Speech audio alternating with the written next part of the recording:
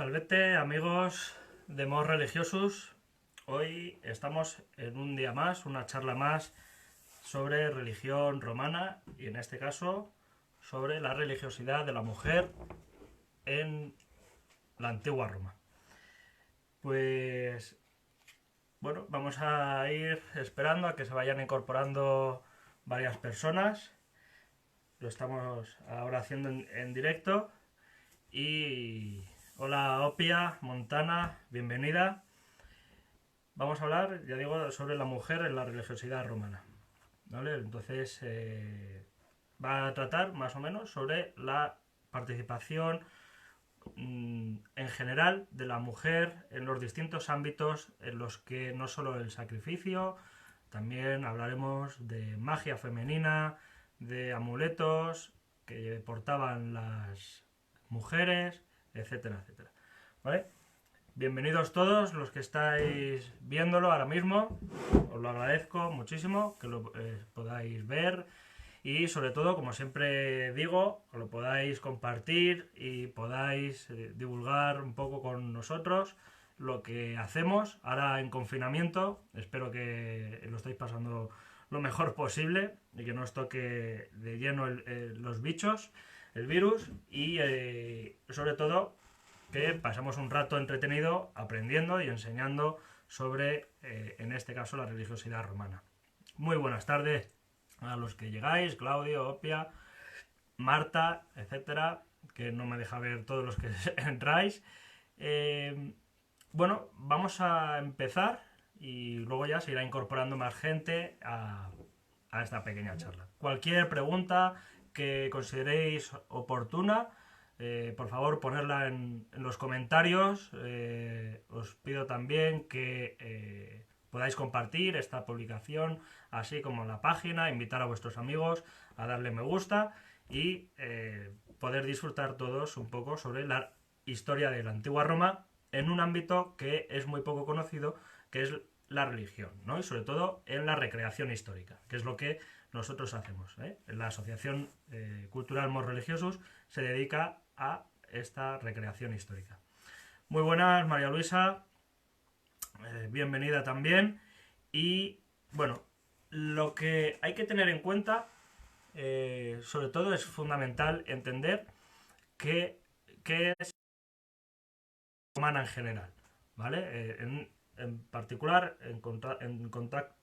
bueno, no me va a salir hoy la palabra, en concreto relacionado con la mujer, ¿vale?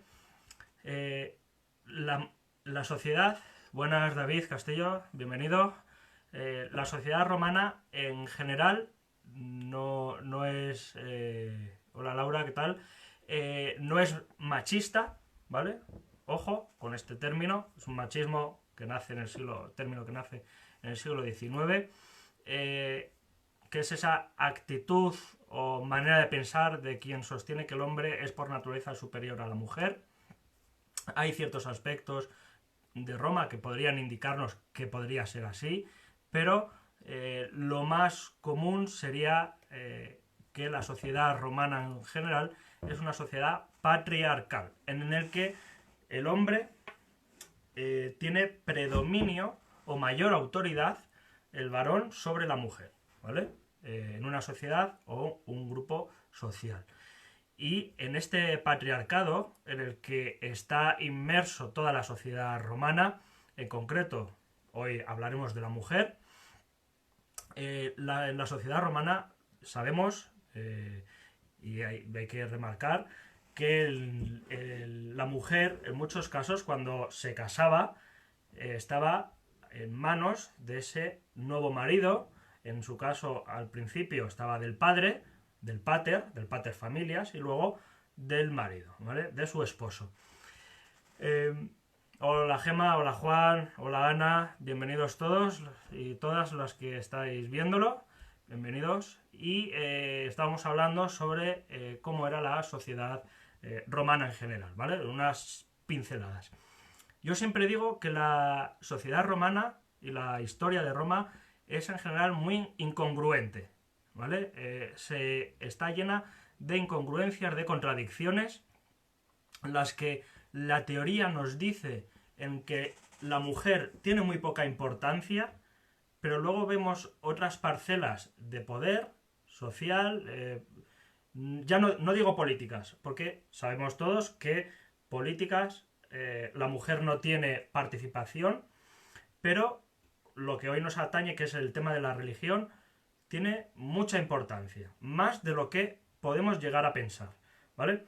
Entonces vamos a ver esta contradicción, esta incongruencia que nos dicen las fuentes clásicas, algunas fuentes literarias de la historiografía latina, y lo que nos dicen fuentes modernas al respecto. Lo que tenemos que pensar es, ya digo, la contradicción entre que la mujer no tiene poder y sí tiene parcelas de poder. Incluso, en algunos casos, tiene parcelas individuales al margen del hombre. Las vamos a ir viendo, sobre todo en el tema religioso, que es lo que nos vamos a tratar hoy. Claro, todo el mundo tiene la idea que la mujer es la vestal, ¿no? A lo mejor nos viene a la cabeza en el ámbito religioso que la mujer vestal. Ya identificamos esa religiosidad en el ámbito religioso, que la mujer tiene una gran importancia como vestal. Bueno, vamos a ver hoy que la mujer, como persona física, tiene una gran importancia en muchos ámbitos de la religión romana. ¿eh? Incluso en el mismo nivel que sus homólogos masculinos. Y esto quiere decir, según las fuentes literarias, hola Juan Luis, hola de nuevo, según las fuentes literarias nos da una imagen que la mujer, como no se la cita tanto, por desgracia, no sabemos apenas nada. Pero en tema religioso vamos a ir buceando por las fuentes clásicas, por la historiografía latina en concreto, y en algunos casos incluso en la historiografía griega, vamos a ver que la mujer tenía una gran importancia dentro del ámbito religioso. Ya digo, hola Efraín Ortega, hola Enrique Martínez García. Bienvenidos, gracias por vernos y que podáis disfrutar y entretener, sobre todo compartir este vídeo en la publicación que hagamos en la página, ¿no? Ya digo que en el ámbito político, lógicamente la mujer en la antigüedad es nulo, o prácticamente nulo. Claro, podemos decir, claro, es que los romanos eran muy opresores, lo que no tenemos o eran muy machistas, cosa que ya hemos definido que el machismo no, desde mi punto de vista, no lo podemos aplicar al mundo romano, sí el patriarcado, hay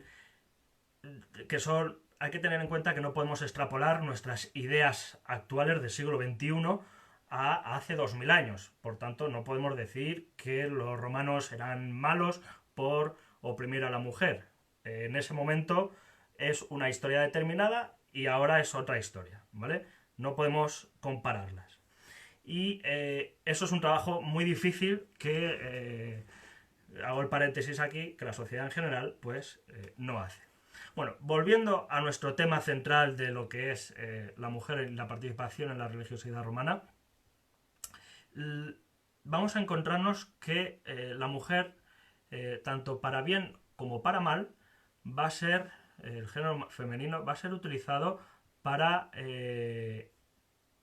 ciertos beneficios y para maldiciones, ¿vale?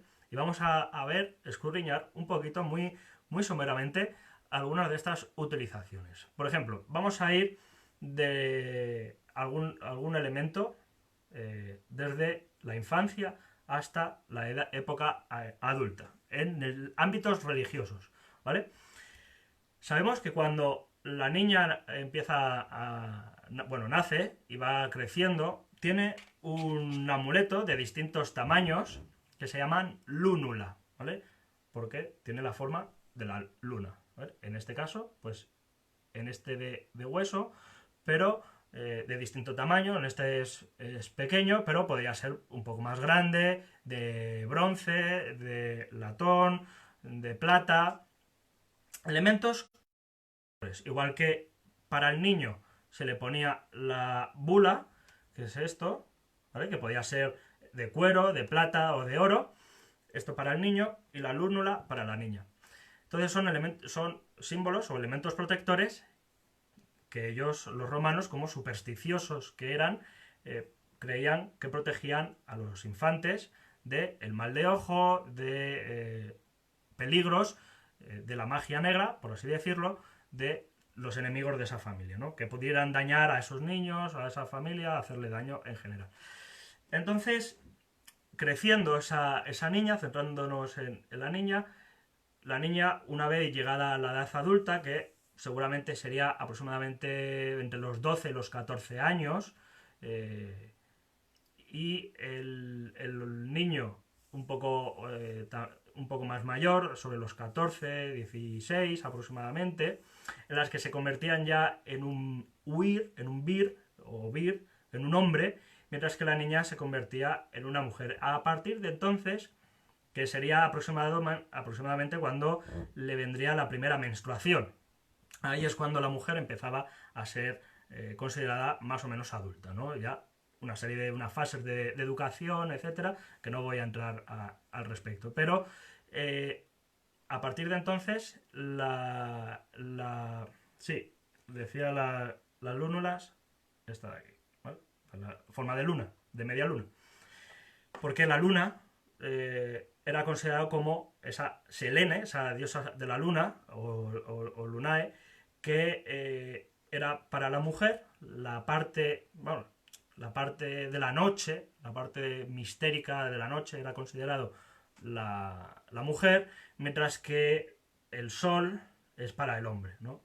Bueno, consideraciones aparte, pues eso ya podemos entrar en teorías en la que la mujer es la oscuridad, el hombre es la luz, en fin, eso ya es otra historia, ¿no? Pero lo que creían los romanos, no me refiero yo. Entonces, la mujer, cuando ya era considerada adulta, sobre todo si entramos en apartados religiosos, ya era una mujer apropiada para participar dentro del ámbito religioso. Cuando ya está a unos 14 años aproximadamente, o 13 años, por ejemplo, en el ámbito de las vestales, era necesario, o si así lo creían los padres, sobre todo de origen patricio, eran para ellos como un privilegio, bueno, como una necesidad notoria de darse a conocer ante el pueblo, ante la sociedad. Vamos a utilizar este vocablo, entre muy comillas, donar, ¿eh? A su propia hija, sobre todo seleccionada entre varias, una serie en un concurso. Ya hablaremos de todas formas de las vestales más adelante, a finales de mayo, principios de junio, porque hay una fiesta concreta que son las Vestalia para ese momento, ¿no? Pero entrando justamente en ese cuerpo sacerdotal de las Vestales, pues esa niña entraba a formar parte elegido sobre todo por el pontífice máximo y por la Vestalis máxima, era elegida entre las candidatas a ser una de las vestales, ¿no? O eran elegidas varias para entrar dentro del cuerpo de las vestales.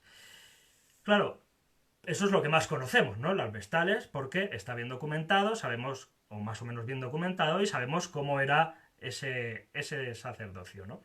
Pero esas niñas de unos 14 en adelante, en años, también participan de otros cultos antes. Y estas niñas eran denominadas como Camilae. Es decir, eran niñas que, debido a su corta edad, pues solo servían o eran ayudantes de sacerdotes principales. Igual que había niños más o menos de esa misma edad, que eran los Camili, eran, digamos, utilizados, por así decirlo, en los rituales, en los sacrificios. Es decir, estaban presentes en los sacrificios, en los rituales religiosos. Y esta niña, además, hay un apartado en mi tesis doctoral justamente hablando sobre la participación femenina en los sacrificios, específicamente en los sacrificios. Y es algo que ha sido muy poco estudiado y que hago aquí este paréntesis publicitario, ¿verdad? En el que como ha sido poco estudiado, lo he querido incluir en mi tesis doctoral relacionado con el sacrificio romano. Y por eso también tiene ese pequeño apartado de lo poco que conocemos, específicamente sobre eso, sobre la participación femenina en el ritual. Cuando esa niña o esa mujer, ya ahora considerada ya mujer, crece, lo que ya es, además, esas Camilae, o esa Camila en singular, Camilae en plural, generalmente eran niños y niñas, los Camilios, las Camilae, eran niños y niñas que eran hijos de los sacerdotes. Y claro, nosotros tenemos la idea, ¿verdad?, del sacerdote casto y puro, sobre todo en la religión cristiana católica, en la que no se podía, no, los sacerdotes, los curas, etcétera, no se pueden casar en la forma actual, pero extrapolamos esa misma idea a hace 2000 años. Bueno, pues hace 2000 años era totalmente distinto. Totalmente distinto, ¿por qué? Porque para ser sacerdote tenías que estar obligado a casarte, ¿vale? Y tu esposa, o bien a través de tu padre o de tu marido, la esposa se convertía en sacerdotisa automáticamente, ¿vale? Y se hacía con el mismo nivel de responsabilidad y de derechos y de obligaciones que su homólogo masculino. Entonces, esta mujer, igual que por ejemplo en el judaísmo, cuando si alguien, en cualquier, por cierto, ahora que estamos unos cuantos, si alguna pregunta, alguna cuestión, por favor escribirla en los comentarios y iré respondiéndolas, alguna cuestión, alguna duda, lo que queráis comentar, o corregir también, y que aprendamos. Esto es una retroalimentación, que sea una ida y venida de información. Lo que comentaba es que, por ejemplo, en el judaísmo, para ser rabino, en el Antiguo Testamento, te obligaba a estar casado para ser sacerdote judío, ¿vale? Ahora, sinceramente, lo desconozco, si alguien lo sabe, si sigue la misma tendencia o no, ahora mismo no lo sé. Si alguien lo quiere comentar, bienvenido sea y lo conocemos todos. Y así también aprendemos. Entonces, esa misma idea de que el hombre tenía que casarse para ser sacerdote, y adquiere la mujer, la esposa, los mismos derechos, obligaciones y responsabilidades que el hombre. Y claro, lo que decía al principio, si tenemos mucha incongruencia al respecto, o contradicciones, que la mujer no tenía capacidad de responsabilidad dentro de la sociedad romana. Bueno, pues vamos a ver que dentro del mundo, y además de forma paralela, y sin menospreciar ni quitarle ningún derecho ni ninguna responsabilidad, ningún igual que al hombre. Lo que sí ocurría era que, en cualquier caso, si el hombre o la mujer moría, la pareja dejaba de ser sacerdote o sacerdotisa. Si el hombre moría, la mujer dejaba de ser sacerdotisa. A ver, Laura Fernández, en el mundo judaico las mujeres nacidas dentro de la casta sacerdotal, Cohen o levitas, perdían su estatus si se casaban con alguien fuera de la casta sacerdotal. Pues no lo sabía. Muchísimas gracias por el aporte Laura. Y, y en este caso los romanos no era como el mundo judío, como lo ha descrito ahora Laura. Sí es verdad que tenían que ser patricios, en esa misma clase social, no en la castas, no tenían que ser casta sacerdotal, pero sí en la misma clase social. O eso es lo que a priori nos dan las fuentes. ¿Eh? Dentro del sacerdocio también hay que tener en cuenta que tanto el hombre como la mujer podían pertenecer a varias clases sociales y igual en los propios sacerdocios. Los propios sacerdocios hay patricios, digamos, sacerdotes que solo ocupan los patricios y sacerdocios que ocupaban plebeyos e incluso en algún caso libertos, recién liberados de la esclavitud.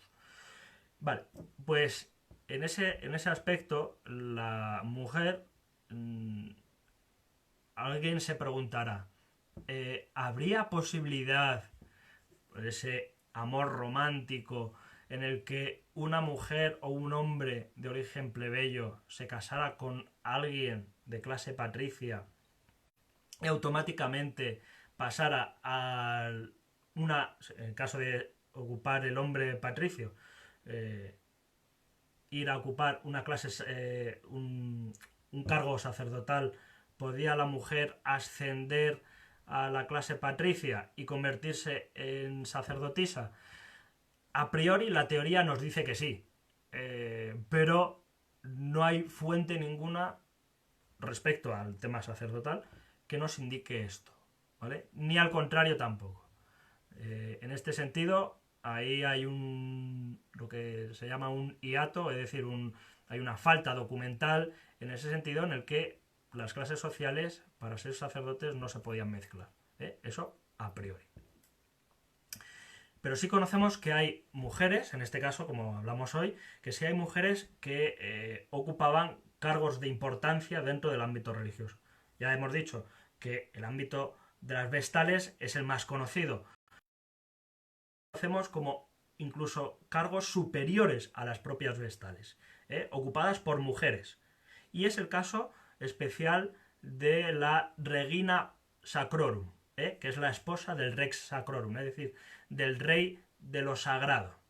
El rey de lo sagrado, o el Rex Sacrorum, y su esposa, la Regina Sacrorum, es una figura que es creada seguramente en época de la monarquía, seguramente por Numa Pompilio, en el que la religiosidad romana, pues en este caso ofrece la oportunidad de que haya alguien que seguramente no tenga por qué ser ocupado por el propio rey, que esté gobernando en ese momento, esté reinando en ese momento, puede ser ocupado por otra persona paralela al rey, sin el mismo poder, lógicamente, jurídico o legal que podía tener un rey, pero sí una figura paralela.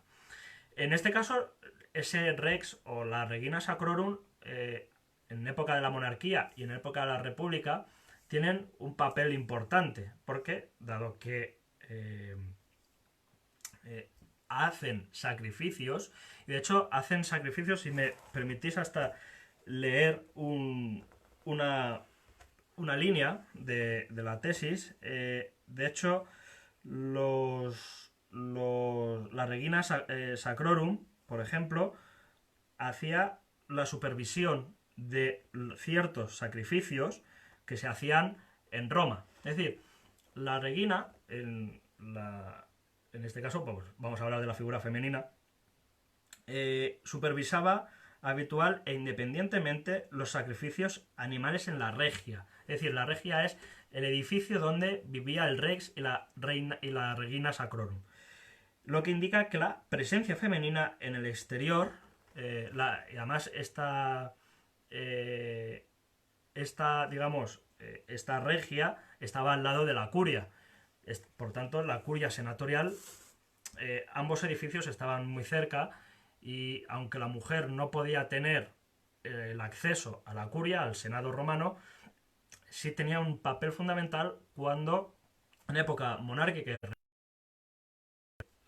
oficiaba un sacrificio, junto con su marido o de forma independiente, porque también hay que tener en cuenta que los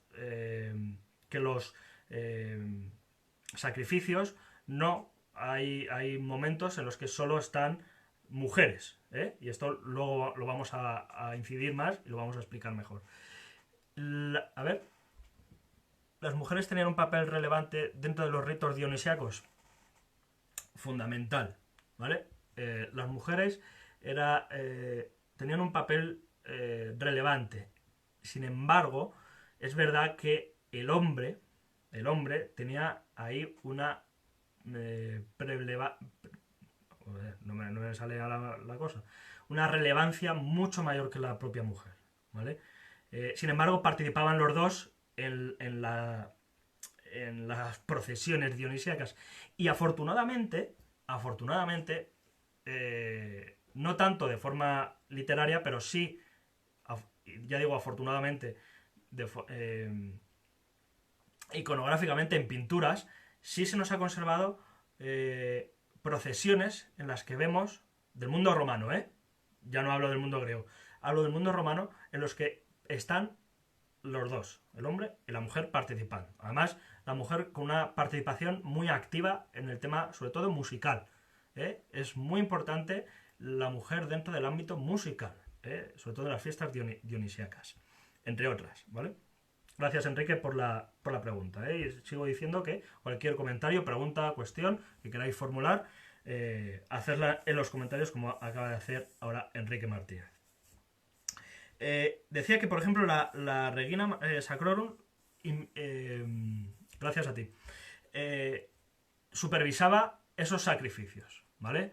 Supervisaba esos sacrificios que eran importantes porque, como hemos dicho en algún otro vídeo, si ese sacrificio era nefasto, no salía correctamente, ella misma, ojo, y ahora poner bien los oídos aquí atentos, ella misma podía anular, estamos hablando en época monárquica y sobre todo alta república, a principios de la república, ella misma podía anular la reunión curial de los hombres.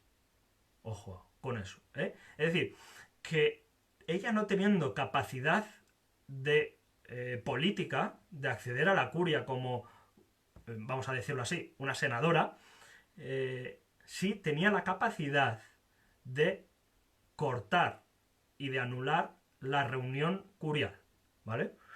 O de otras reuniones de los comicios que se hicieran en Roma. Claro, y esto era un peligro.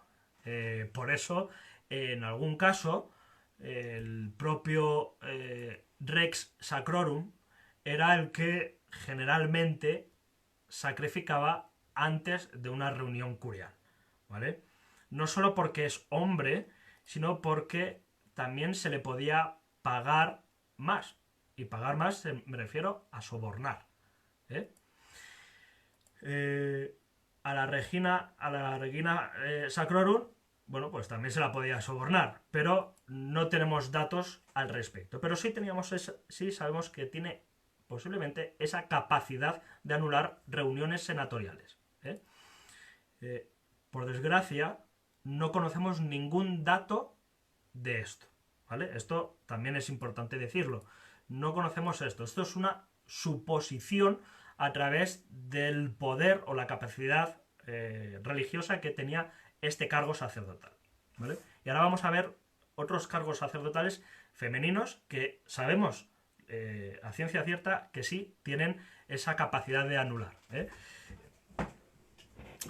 Como digo, por ejemplo, en el tema, por ejemplo, a un paréntesis femenino, aquí el tema de la magia, también participaba la mujer, ¿vale? Siempre tenemos en la idea la imagen de la mujer como la bruja, ¿no?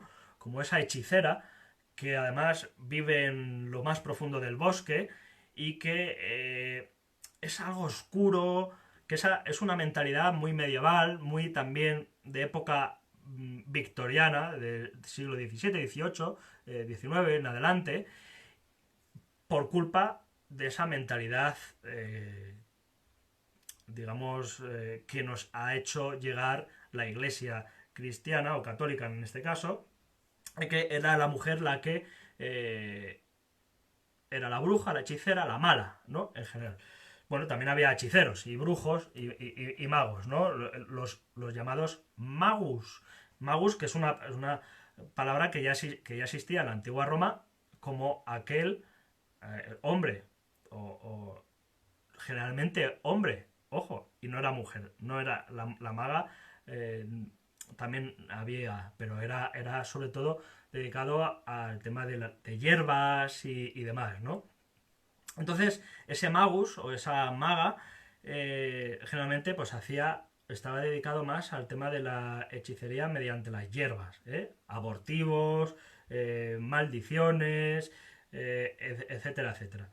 Entonces, por ejemplo, conocemos también figuras que era utilizado la mujer como elemento de maldición. No solo maldiciones, tablillas de maldición o tablas de ficciones, sino muñecas vudú, llamadas kolosoi en griego, y que en Roma se conservaron con ese mismo nombre, como esta, por ejemplo. ¿Vale? Esta es una basada en un de Roma del siglo II después de Cristo, que es una figura femenina. Como veis, son 13 agujas donde las tiene atadas todas las manos, los pies, la zona del pecho, la vulva, las orejas, los ojos, la boca, todo, para ir la mente.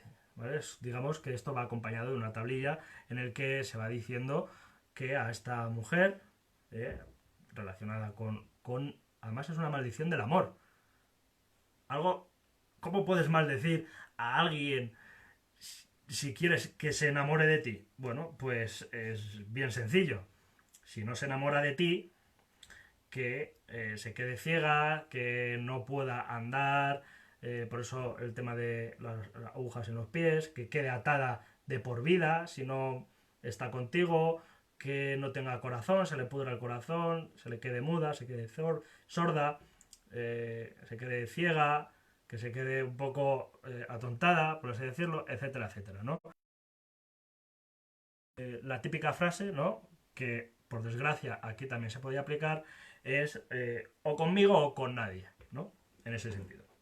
Bueno, vayamos al tema de la religiosidad. Si me permitís, voy a beber en este vaso romano, por cierto, que uno se queda seco. Lo que estábamos hablando del tema de la religiosidad, sabemos que las mujeres ocupan cargos importantes, ya hemos hablado, las vestales, que es la más conocida, ya hablaremos de ello.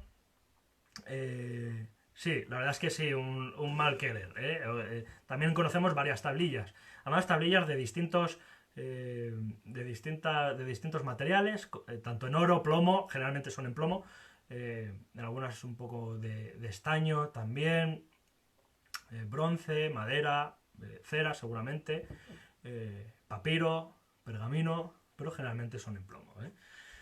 Y además de distintas formas, tamaños, lo que queráis. Un día haremos un vídeo sobre el tema de las maldiciones en las tablillas las tábulas de ficciones, que son muy interesantes.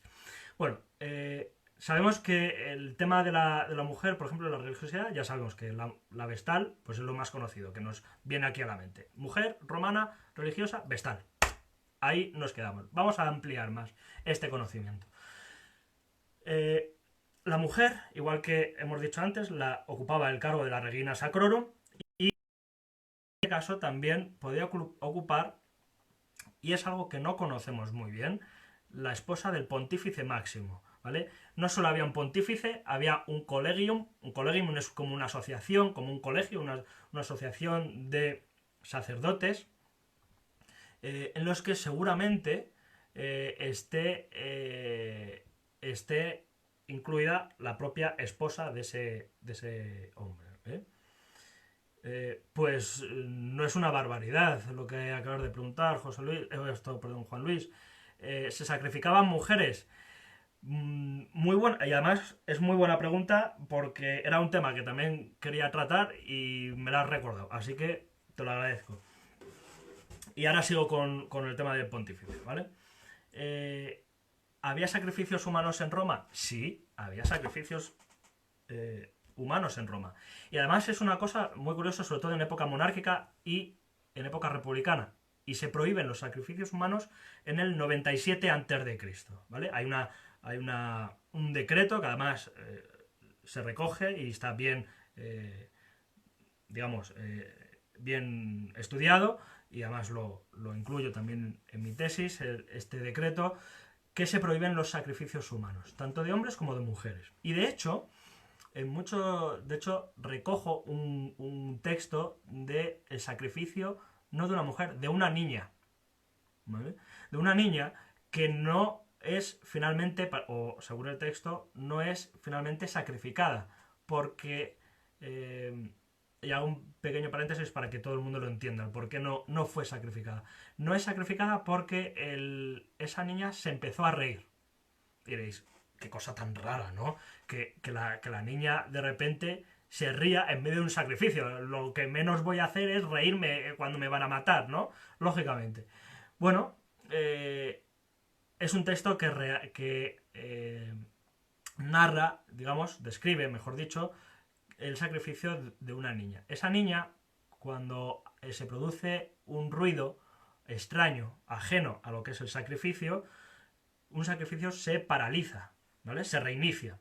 Y como, igual que en un animal, si un animal, por ejemplo, un cerdo, o una vaca muge, o etcétera, ese animal ya no vale, ¿vale?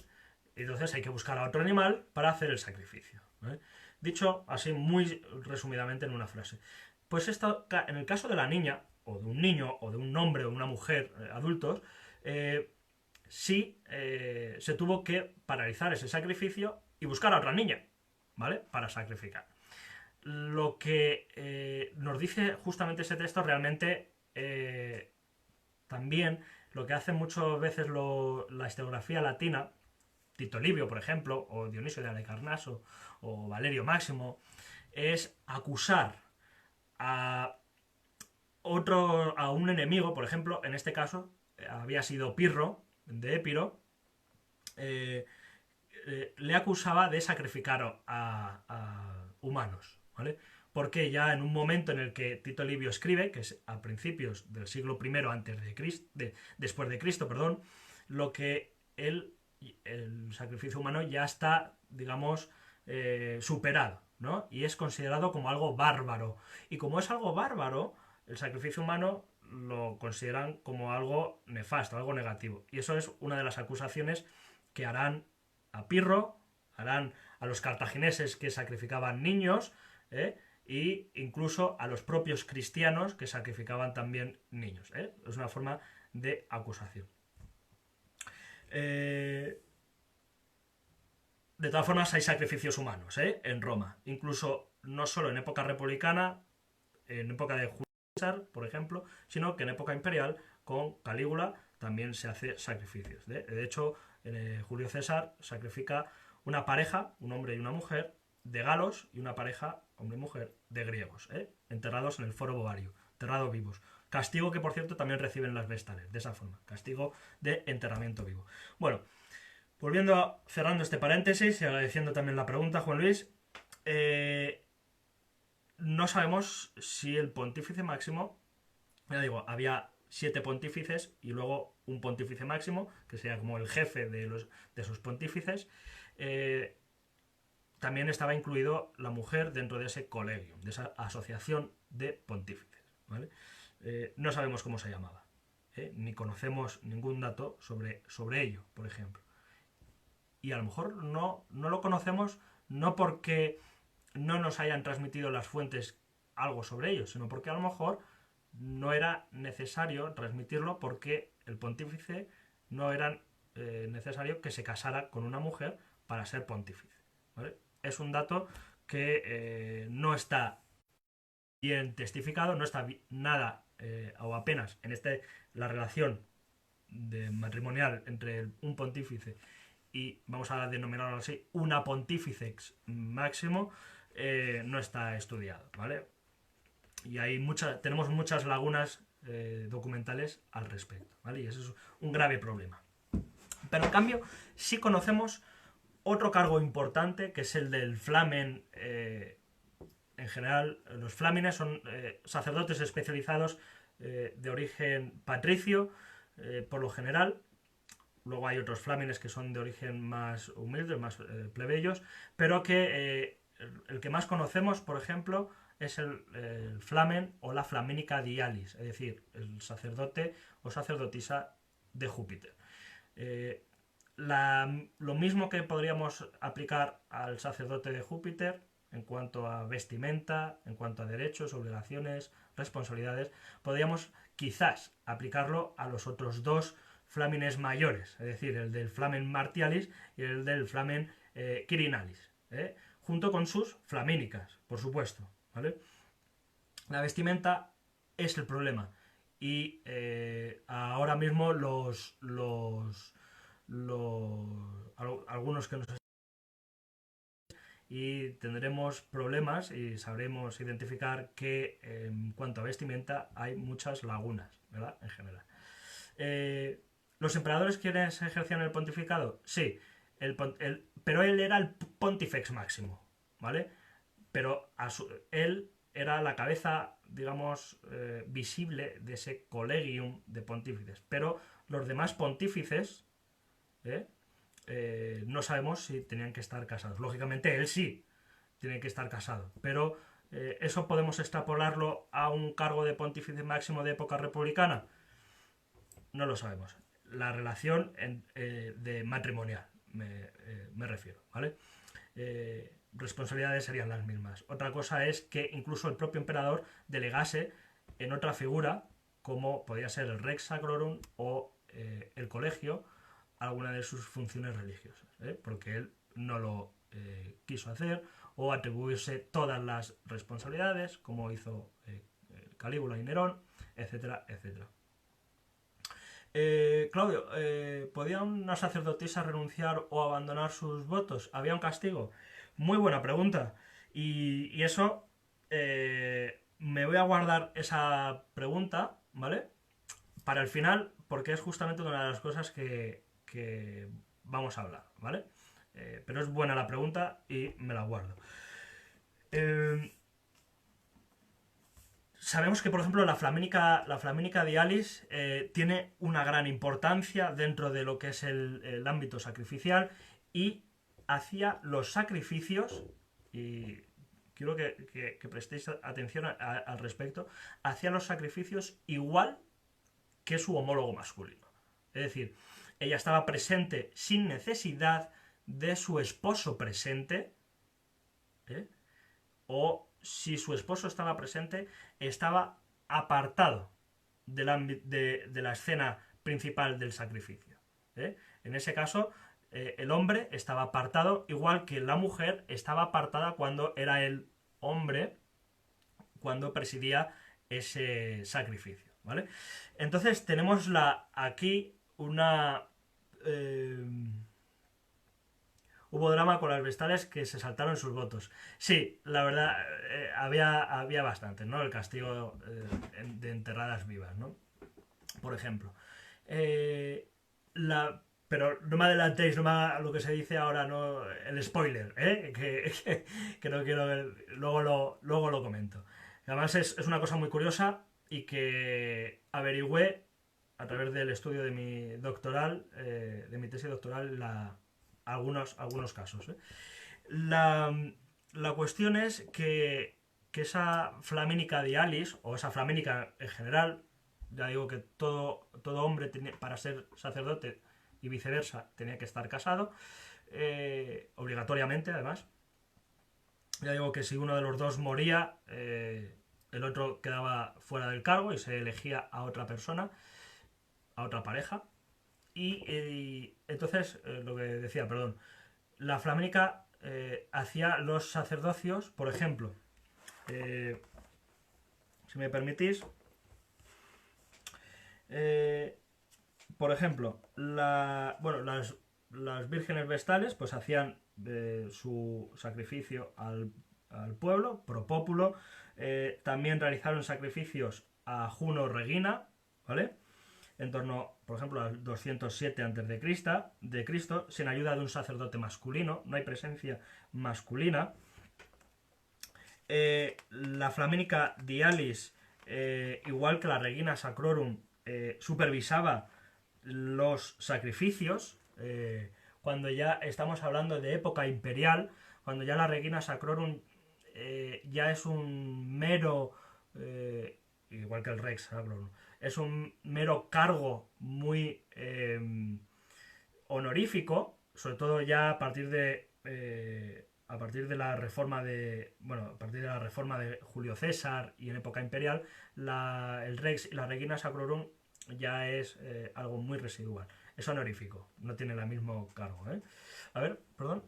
Isabel Carrel, los sacerdotes y sacerdotisas ya tenían que estar casados para acceder al cargo o podían casarse después. No, debían casarse antes de ocupar su cargo sacerdotal. Además, por un proceso de matrimonio que se llamaba la confarreatio. La confarreatio es matrimonio sin disolución. No podía haber divorcio, ¿eh? Sin embargo, los hubo, ¿eh? A pesar de estar casados por confarreatio. Y conocemos también algún caso sacerdotal en el que la mujer, ojo con esto también, igual que en el ámbito civil no religioso, podía pedir el divorcio al marido, ¿vale? Podía pedir el divorcio al marido, según la fórmula de matrimonio también, más fácil o más difícil, pero podía pedir el divorcio. Claro, si vamos a ponerle, una Flaminica Dialis le pide el divorcio a su Flamen Dialis, a su esposo, aparte de tenerlo muy difícil para poder conseguirlo, podía conseguirlo, pero en el caso de conseguirlo, automáticamente ambos perdían su cargo sacerdotal, ¿vale? A lo mejor el hombre incluso hasta podía acceder a divorciarse y es una suposición en el que o bien se le quitan de su cargo sacerdotal o le hacen una prórroga para buscar una nueva mujer que ocupe el cargo de Flaminica Dialis o Flaminica en general, ¿vale? Una sustituta. Entonces, pero eso es algo que no lo tenemos atestiguado y muy someramente aparece en el digesto, la forma matrimonial entre personas, pero mediante la confarreatio. Pero ¿es aplicable al mundo sacerdotal? Pues es posible que sí. Eso es algo que a priori no lo sabemos. Tampoco me he especializado en eso, en temas matrimoniales romanos. Se puede considerar a las vestales. De todas formas, gracias por la pregunta. ¿Se puede considerar a las vestales como monjas? Sé que eran unos 25 años de servicio, pero no sé si es comparable. Bueno, son 30 años de servicio, realmente. Como las monjas, sí, podían ser la fuente, una de las fuentes de las monjas actuales. Y vamos a ver que de todas formas hay otros cargos sacerdotales que podían ser paralelos también, como fuente original de lo que serían las monjas.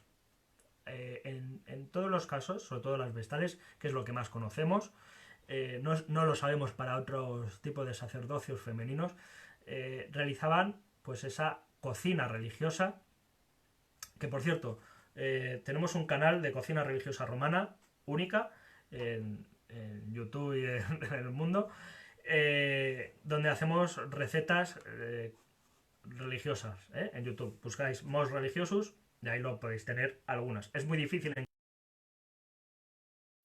Tenemos, por ejemplo, la mola salsa. La mola salsa era un pastelito realizado por estas vestales. Y es posible que eso de las recetas por parte de las vestales lo hayan heredado las monjas actuales. Pues es muy posible que sí, porque sabemos que a lo largo de la evolución de la historia romana, sobre todo en el dominado, siguen continuando con ese recetario, va cambiando y ya en la Edad Media ya van apareciendo otras recetas. Bueno, decía que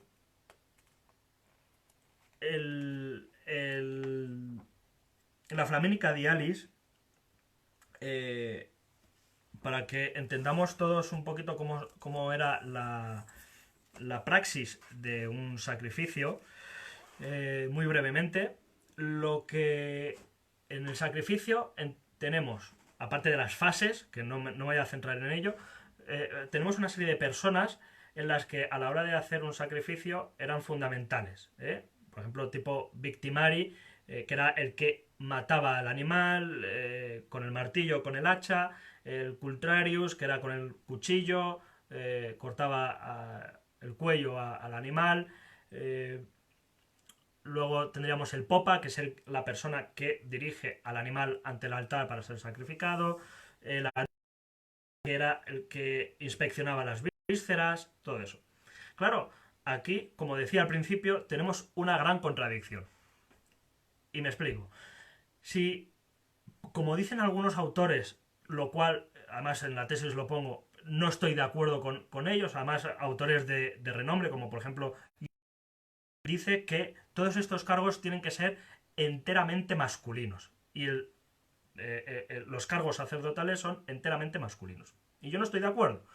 Porque además conocemos una popa, o un pop, o bueno, una popa, mejor sí, una popa, que podemos extrapolarlo incluso a los Victimari, al Cultrarius o a otros cargos, como por ejemplo las impulatrices. Y esto es algo muy poco conocido. La impulatriz es esa persona que, para los que hacéis recreación histórica, ¿vale? Cuando se hace una libación, nunca, esto lo subrayo, nunca se hace desde la jarra, ¿vale? Se hace desde el simpulum, que es una cucharilla, ¿vale?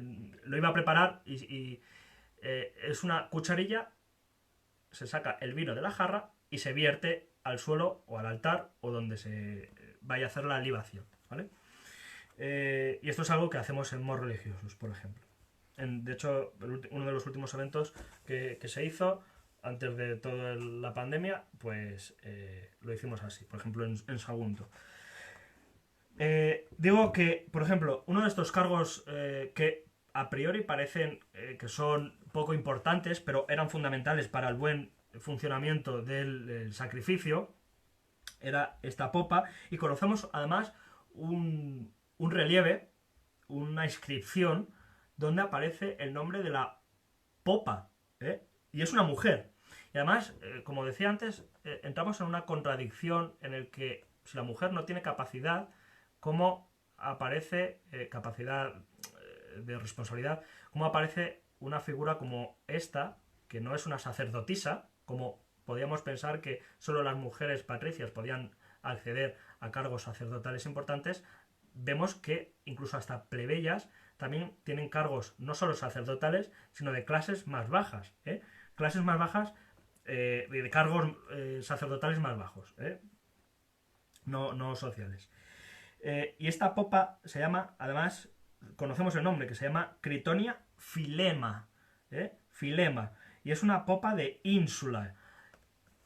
Claro, hay muchas interpretaciones, ¿no?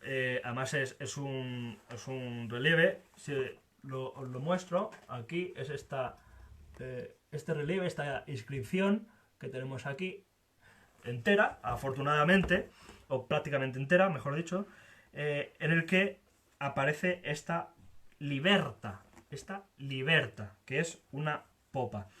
Y claro, es una inscripción funeraria. Lo que nos indica es que, y por lógica, tenemos que entender que hay rituales en los que solo aparece el hombre, como uno que nos cita, que también recojo, Catón nos menciona, además, Catón de Agricultura 87, por si lo queréis leer y buscar, nos menciona que en una ofrenda a Marte Silvano nos dice que las mujeres fueron excluidas del ritual, ¿vale? Esta excepción, además, claro, es muy chocante. Si lo vemos, a lo mejor, y lo voy a explicar para que entendamos todos por qué es chocante que Catón nos diga que no se podía permitir la participación femenina. Bueno, Marte, por lo general, es una divinidad muy vinculada al tema militar, el tema masculino del hombre, el tema de la guerra, principalmente masculino. Sin embargo, también conocemos la Flaménica Dialis, que hace sacrificios a Marte. Cosa, ya digo, hay contradicciones. En la teoría hay contradicciones, pero en la práctica parecen que ambos géneros, tanto hombre como mujer, o ambos sexos, participan incluso haciendo sacrificios a divinidades masculinas, no solo femeninas, sino masculinas. Incluso el hombre haciendo sacrificios a divinidades femeninas. Esto nos parece curioso porque nos indica que la propia mujer, por lo general, participaba de forma mixta en los rituales, no solo de público, sino en el propio escenario sacrificial. Lo que indica es que el ritual, en este caso de Marte, las mujeres fueron prohibidas su participación. Igual que el hombre es prohibido la participación del hombre en otros casos, ¿no? Lógicamente las vestales. Y además conocemos un caso curioso, que os lo quiero mencionar, como en unas fiestas, por ejemplo, una muy conocida, las fiestas de Bonadea, en las que se realizaban en la casa en este caso, del cargo más alto, que era Julio César, lo que solo se permiten mujeres. Y había un hombre en el que se coló en esa fiesta disfrazado de mujer, ¿vale? Y eso además fue descubierto, fue condenado, pero no castigado, ¿vale? Bueno, eso es un tema político que además también se recoge y la tesis y demás. Pero la cuestión a la que yo me quiero referir es que en esa fiesta solo era permitido mujeres, no había hombres. Y un hombre que rompiera esa normalidad femenina de esa fiesta, ¿no? Igual que en otros casos conocemos sacerdotisas para otras divinidades. Isis, por ejemplo, a priori nos indicaría que es una divinidad femenina, perdón, pero participa el hombre, es una divinidad de culto mixto, pero ya digo, por ejemplo, Diana es una divinidad femenina donde solo hay participación femenina, ¿vale? Igual que a Juno solo hay participación, Juno Regina en muchos casos, solo hay participación femenina, ¿vale? No está prohibido absolutamente la presencia masculina, Claro, ahí ya entramos en esa dicotomía en la que podríamos hablar si estamos hablando de patriarcal, de si machismo, de si... Bueno, eso ya cada uno es lo que considere, no me voy a meter en ese ámbito. Pero también, además, el caso muy curioso es que a los propios, ya en época imperial, a los propios emperadores había cultos de los flamen augustales o los flamen sodales, bien si estaban vivos, flamen sodales, bien si estaban muertos, flamen augustal, donde conocemos también la flaménica sodal, la flaménica augustal. Claro, pero no para el emperador, sino para la emperatriz. En este caso, el ámbito femenino ahí está separado. Pero la propia esposa del flamen augustal hace los sacrificios para la emperatriz, ¿vale? En este caso. Y además, pues, por ejemplo, también incluso estas flaménicas sodales participaban, o augustales, participaban de sacrificios en honor a la emperatriz, no solo por su salud cuando estaba en vida, sino en las celebraciones de cumpleaños de esa emperatriz, ¿vale? Entonces, esa mujer, esa flamínica, participaba del ámbito privado de la emperatriz, ¿vale? Donde la emperatriz no era en el cumpleaños de la emperatriz, ella, como emperatriz, podía ejercer, vamos a decirlo así, como pontífice máximo, o esposa del pontífice máximo, en el que estaba ahí presente como algo testimonial, mientras que el protagonismo lo tenía esa Flaminica Sodal o esa Flaminica Augusta, ¿no? Bueno, cuando moría, lógicamente, pues no iba a estar. Pero estaba otra emperatriz después, ¿no? Y cada emperador y cada emperatriz de Roma tenía su colegio sacerdotal solo para a su servicio, de su servicio religioso, ¿vale? A su culto, servicio cultuario. Por ejemplo, también hay una figura importante, y esto es algo que también quiero remarcar, que es en el ámbito fuera de los cargos religiosos, y esto es importante también, que existe la mater familias, ¿vale? Hay algunas personas, yo no estoy de acuerdo, pero bueno, que dicen que no existe esta figura dentro de la familia. Bueno, cuando se quedaban sin marido, pues la que dirigía la casa era ella, entre otros cargos, ¿no? Eh, por ejemplo, esta mater familias participaba bien de forma viuda o bien casada, podía ser también mater familias con su responsabilidad, participaba en una fiesta que se llamaba las matronae. Estas matronae solo eran para mujeres, ¿vale? Como matrona, ¿eh? Esa mujer que había tenido hijos era la que participaba principalmente. También participaba en las bueno, no lo diré, esto es fordiquicia, ¿vale? Donde solo había mujeres. En las fiestas de las terminalia, donde había una gran presencia femenina. El culto a Ceres o a Demeter también era principalmente femenino. Además se conoce la Flaminica Cerealis, ¿vale? A ver, María José, perdona. ¿Podemos comparar las sacerdotisas romanas con los oráculos de Grecia? ¿O estás confundida? Engañada.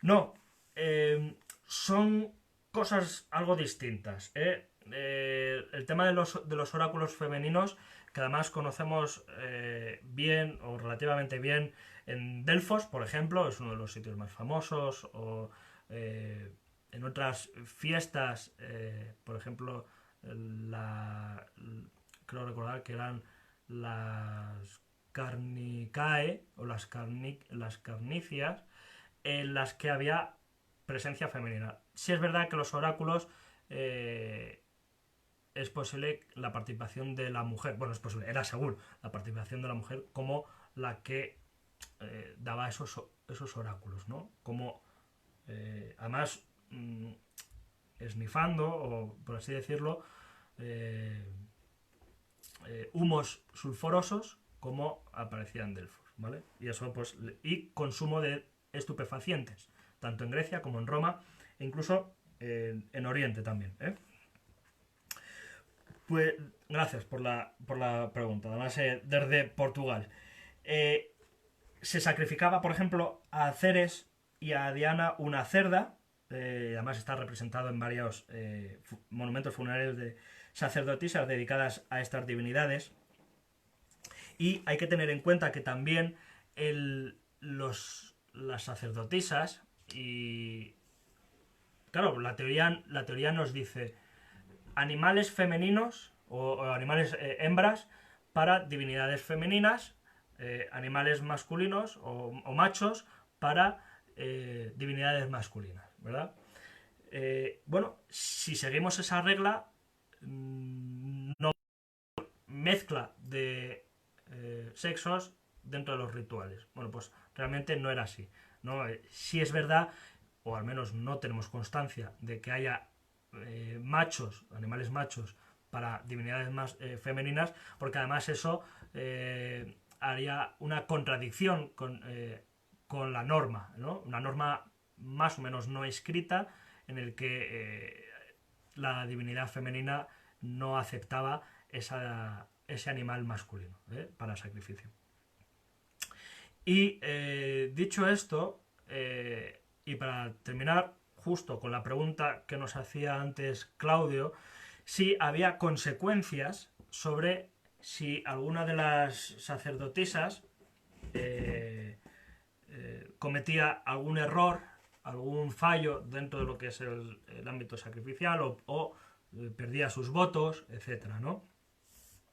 Bueno, pues he de medio decepcionaros porque no, por desgracia, la historiografía latina no nos ha dado fuentes palpables, fiables, de casos como este, ¿vale?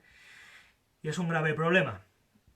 Sin embargo, yo como he tratado en la tesis doctoral esta problemática, tanto para hombres, por lo general, como para mujeres, lo más seguro es que los mismos castigos, las mismas aplicaciones judiciales que se hacían al hombre, se podían hacer también a la mujer. La cuestión es,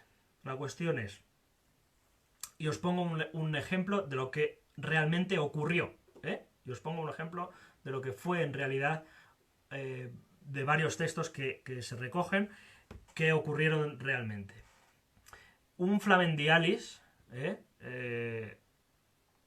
lo que hace para salirse de su cargo sacerdotal es cometer de forma voluntaria, ojo, voluntaria, una infracción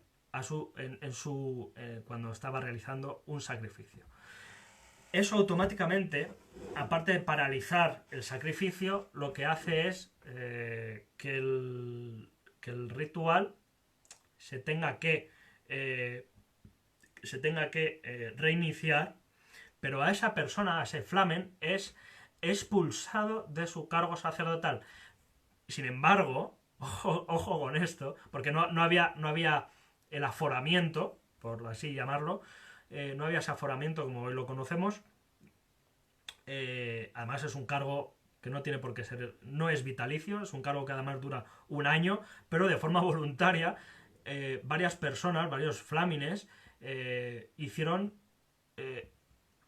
cometieron una infracción para salirse de su cargo sacerdotal. Claro, la gente se preguntará, pero ¿cómo puede hacer ese cargo, cómo puede hacer esa infracción si un sacerdote, la mentalidad que podíamos tener, ¿no? Vive bien, tiene buen salario. Bueno, Suetonio nos dice que podían tener unos 100.000 sestercios de salario. No nos dice bien qué sacerdote, pero sí nos dice eso.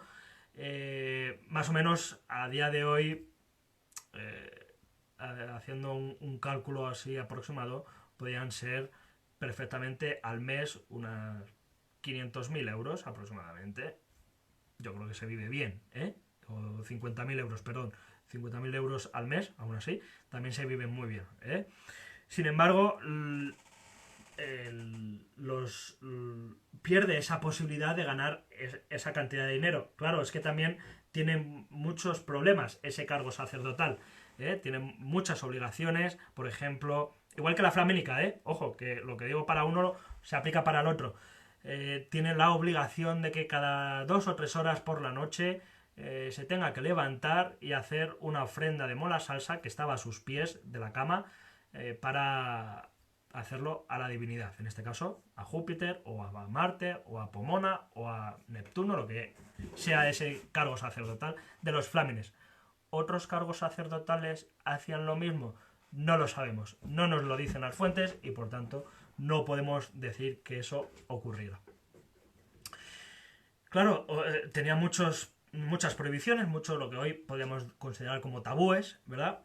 Esas prohibiciones, por ejemplo, no le permiten ver armas, no le permiten tocar perros, ni verlos, no le permite ni ver ni tocar muertos, no le permite estar bajo una hiedra, ni tocarla, por supuesto, no le permite salir más de 3 días fuera de casa, tiene que dormir en su cama sí o sí todas las noches, igual que la flamenca. Solo tiene que ser, por así decirlo, ambos castos y puros, solo tienen relación entre ellos, no pueden tenerlo con los demás. Esto en la teoría, ¿eh?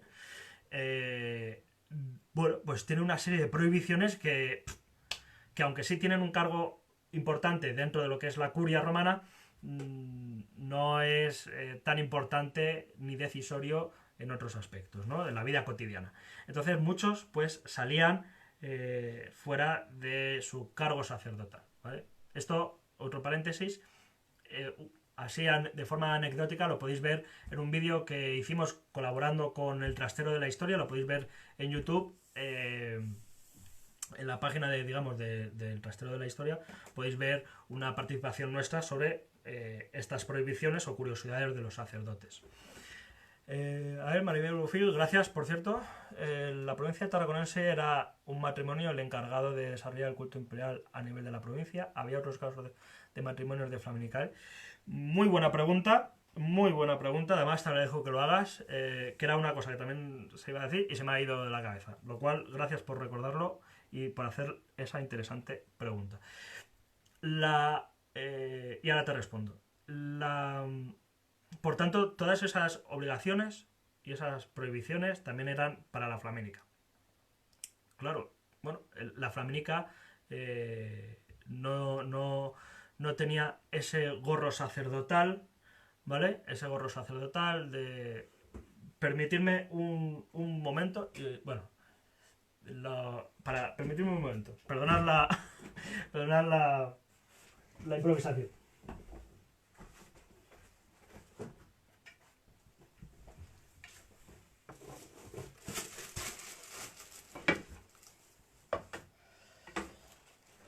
Perdonad la improvisación, ¿eh? Que es que justo ha salido y para que veáis cómo era un albogalerus, que era el gorro típico del flamen, ¿eh? Que era este, no me lo voy a poner, ¿vale? Tiene sus características, otro día lo explicaremos. La flamenca no tenía este gorro, ¿vale? Tenía otra vestimenta por encima, podría tener lo que se llama un tutulus, que era como una especie de rosca, así, como una especie vamos, para que tengáis una imagen de como una especie de cubilete, ¿eh?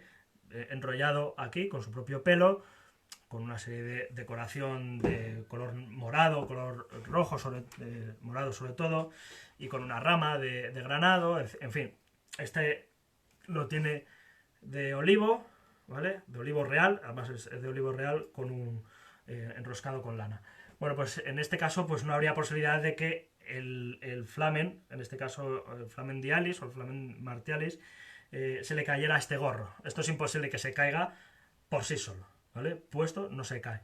Pero de forma voluntaria, si no te lo agarras bien, sí cae, ¿vale? Pues eso era una infracción que cometía.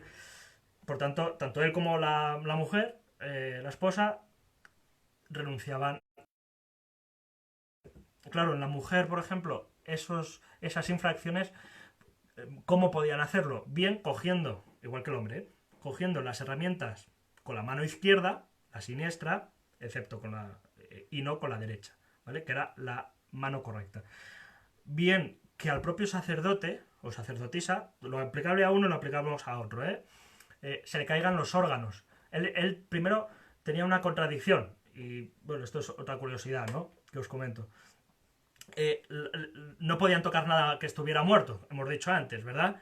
Sin embargo, aunque él no podía, o ella podía manipular las vísceras, cuando ya esas vísceras eran consideradas sagradas, es posible que las pudiera tocar. Yo no estoy de acuerdo en esa teoría, ¿sabes? Entonces ahí no, porque si está prohibido ya hay un especialista que los toca, ¿no? Que es el Aruspex, que es el especialista en agarrar esas vísceras y examinarlas, ¿vale? Realmente el sacerdote principal o la flamenca nada más que está de forma testimonial recitando las oraciones. Por cierto, el tema de esto de las oraciones es muy importante también hacerlo, y las niñas, tanto niños como niñas, hacían un coro que se llaman los Cármenes, cantando, y igual que hoy los niños, los monaguillos, por cierto, palabra del griego monakelus, y de ahí también del periodo del dominado, ¿vale? Del Imperio Romano, cantaban, y tanto niños como niñas participaban también, no solo en los sacrificios, digamos, llevando los materiales, que además está testificado, tanto de forma literaria, solían ser los hijos de los flámines, tanto del hombre como de la mujer. Los hijos de estos sacerdotes, de esta pareja sacerdotal, eran los Camilios y las Camilae, que participaban en los propios rituales sacrificiales de sus padres. Ojo. Y estos, los niños y las niñas, eran partícipes de estos rituales siempre y cuando fueran menores, considerados menores de edad, y sus padres estuvieran casados por confarreatio. En cuanto uno de ellos muriera, de padre o madre, muriera o se divorciara, en caso de conseguirlo, automáticamente, tanto, vamos a poner que el marido muere, la esposa y los dos niños, o tres, o lo que sean, el marido muere, la esposa y los niños dejan de ser sacerdotisa y Camilae. ¿Vale?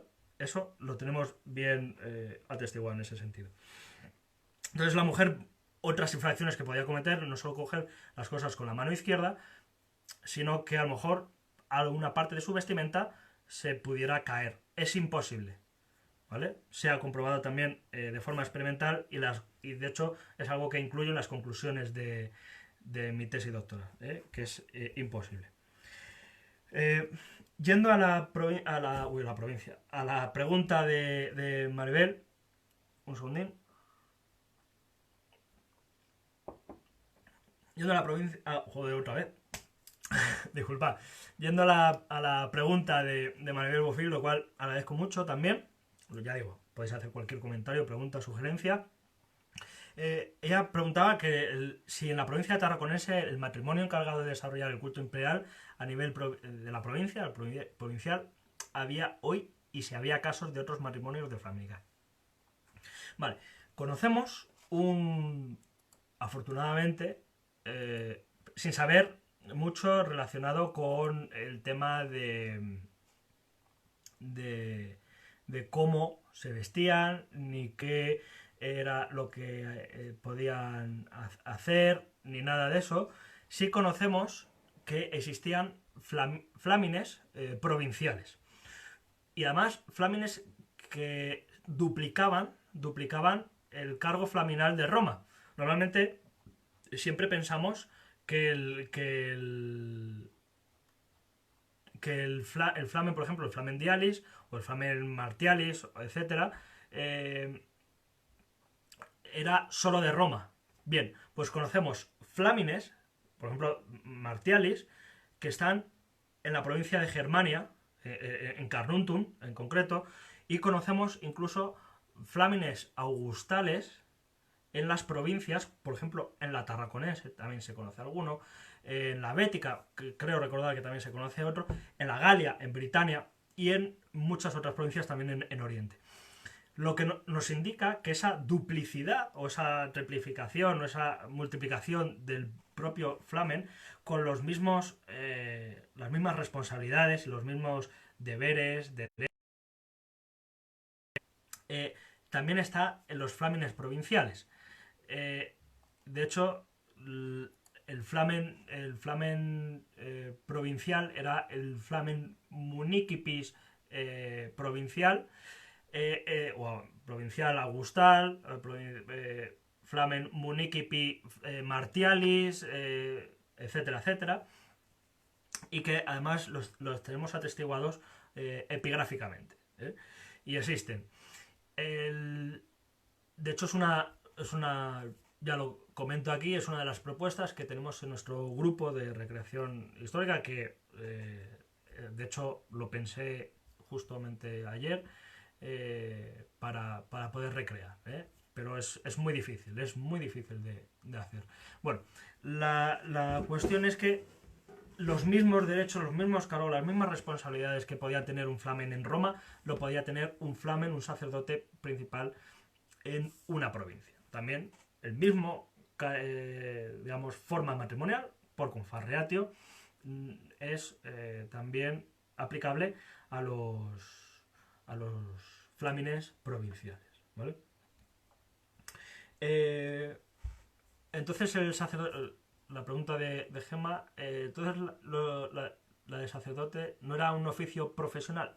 No, no era por lo general un sacrificio, una profesión vitalicia. No te especializas en ese cargo. Sin embargo, hay que separar, en este caso, además me viene muy bien la pregunta, lo cual también agradezco, como todas las demás.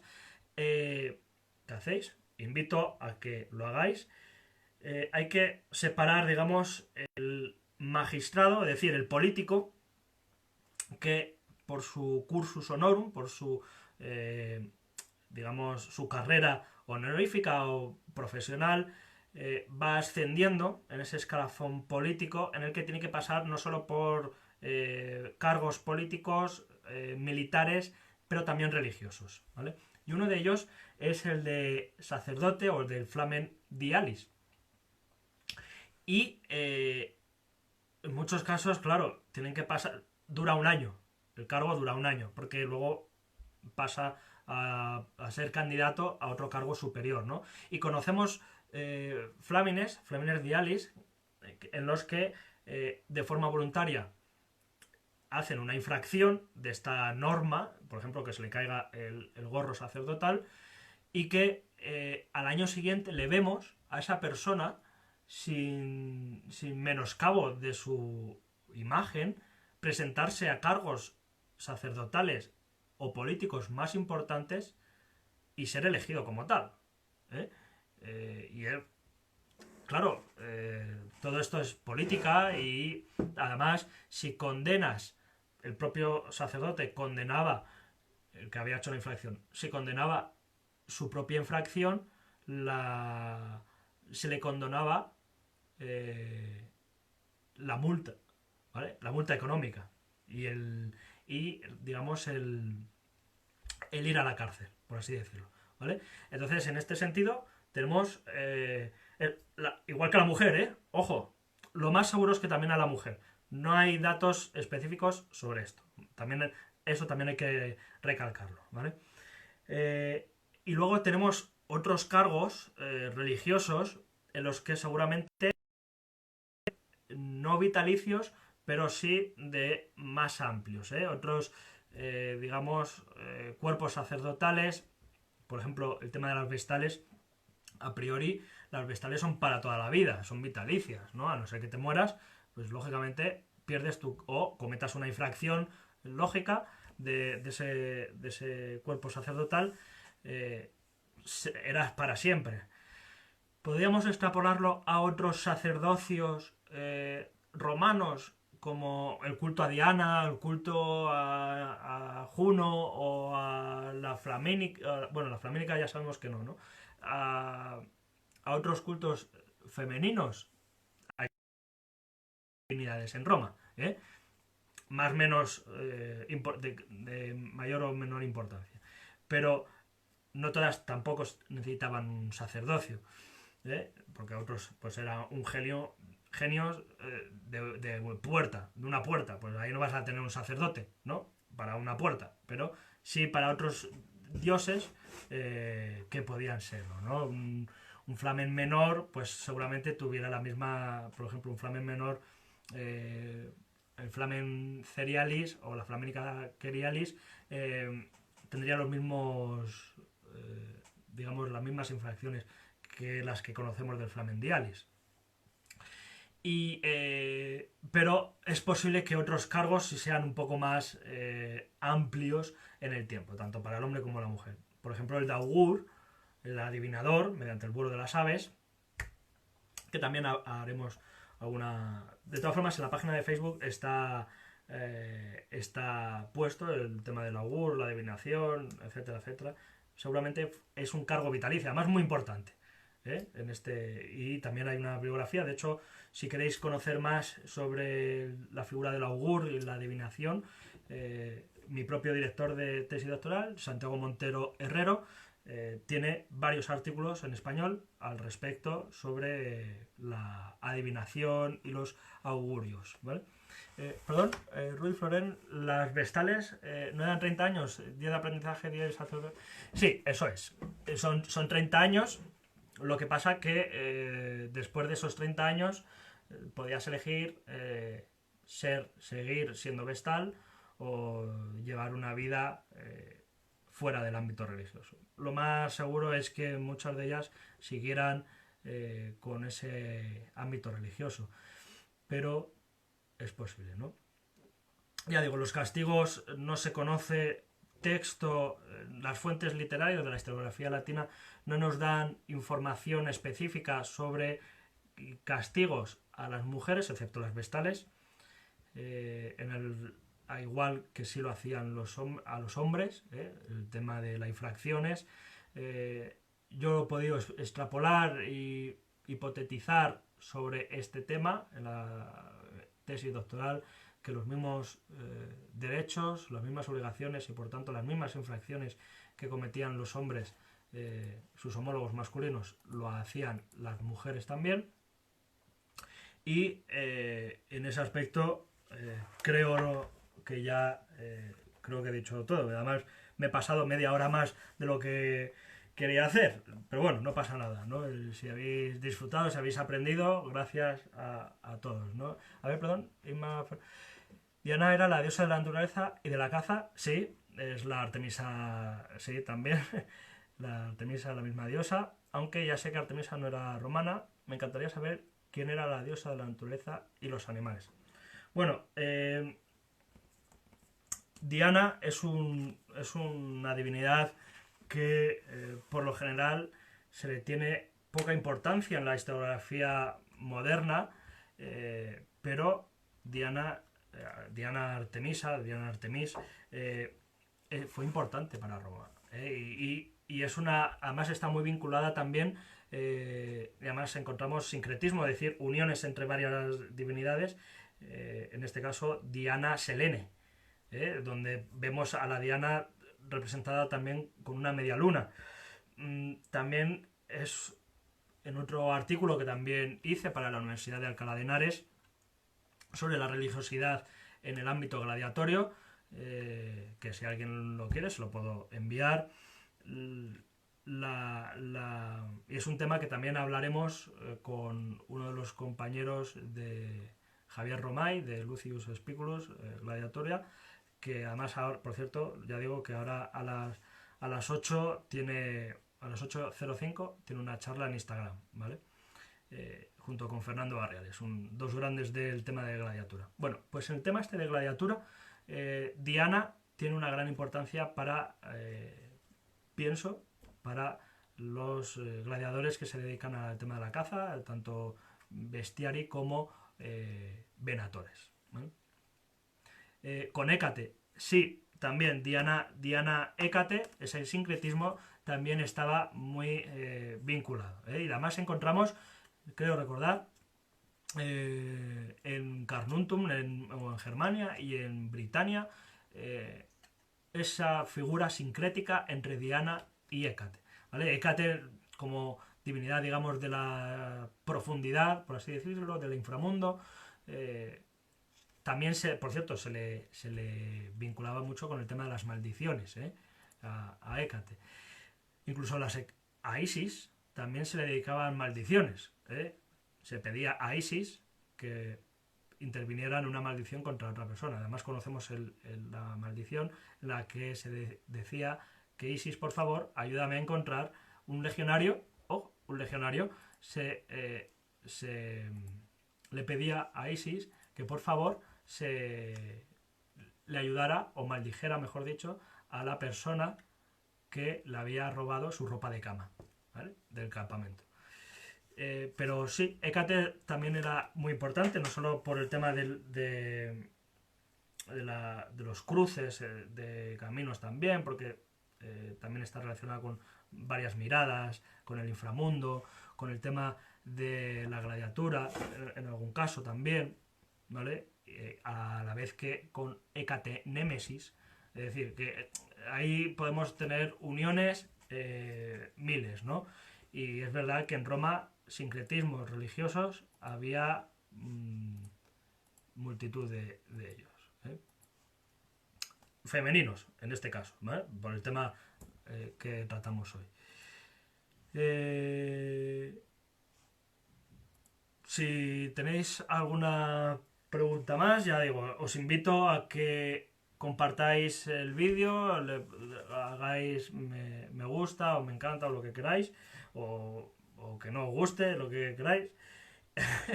Espero que hayáis aprendido algo. He intentado transmitiros de forma lo más modestamente posible lo que se sabe, o lo que al menos yo sé sobre el tema de la mujer en la participación ritual. Nos queda, afortunadamente, o por desgracia, mucho por saber. Ya digo por desgracia porque no hay fuentes de información que nos lo den. Afortunadamente porque hay mucho por estudiar y de investigar, pero está muy difícil en ese aspecto. Seguiremos trabajando en ello, como la frase, y esperamos que, ya digo, os podáis, si alguien quiere hacer alguna colaboración o que hagamos una colaboración como grupo de recreación histórica que somos, muy religiosos con vosotros, estaremos encantados. Nos lo podéis indicar por teléfono, bueno, por teléfono, por correo electrónico, mensaje privado, lo que consideréis oportuno, y lo podemos hablar, ¿no? He intentado, ya digo, transmitiros lo que he podido, y espero que hayáis podido aprender. Un placer para mí teneros a vosotros como público. Hemos llegado incluso hasta 30 personas viendo en un momento determinado, lo cual muchas gracias a vosotros. Y ya digo, compartid, apuntados, cualquier sugerencia de temas de que queráis que tratemos para los próximos vídeos. Abiertos estamos para vuestras sugerencias de mejora de vídeo, de luz, de iluminación, sonido, lo que tenía que ser, ¿no? E invitarnos a participar con vosotros en eventos, en museos, yacimientos, colegios, institutos, por lo que queráis. Y ya digo, dar me gusta a la página. También estamos en Instagram, allí también estamos, y en YouTube, ¿vale? El canal de cocina religiosa romana que tenéis. Hay pocos vídeos porque no hay mucho, pero estamos investigando y documentándonos para seguir creciendo en ese aspecto. Y como ya me he enrollado, creo que demasiado, espero agradeceros a todos vuestras visualizaciones, preguntas, vuestros comentarios, lo cual se agradece mucho de todo corazón. Y para la próxima os esperamos aquí en Modos Religiosos. Así que muchísimas gracias a todos. Vale, TVN, que os vaya bien. Tengáis buen confinamiento, por cierto. Hasta el próximo miércoles.